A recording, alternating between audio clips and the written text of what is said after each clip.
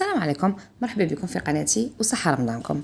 اذا اليوم جيت نتشارك معكم، يعني نتقاسم معكم لا ماسيدوان تاعي كيفاش خدمتها والبرقوق تاعي كيفاش خدمتها. اذا بالنسبه للروزه تاعي خليت الماء حتى يطبخ غايه. انايا خدمت بالروز هذاك مفور. اذا شللته تاني غايه وروحت خلطت كل شيء مع بعض وضفت عليهم نصف ملعقه تاع ملح. خليته كيطابلي، روحت صفيته وشللته بالماء بارد، يعني مرتين ولا ثلاثه. هنايا مع العلم ان الروزه تاعي درتها تاع 3 جو، يعني انا هنا حكمت في طبسي غير على حسب لا كونتيتي اللي نسحقها. هنايا ضفت عليها الطون وضفت عليها لا مايونيز والمايس، وكما راكم تشوفوا خدمت السلطه تاعي. بالنسبه للبرقوق شليته ثاني مرتين، ضفت معاه شويه دهن، حبه صغيره تاع بصل، الكركم. انا البرقوق تاعي ما ندير فيه لا سكر لا والو، نبغي هذيك الحلاوه الناتوريل تاعه. وضفت عليه المحامي، خليته حتى من يطبخ لي غايه. ضفت عليه عود تاع قرفه.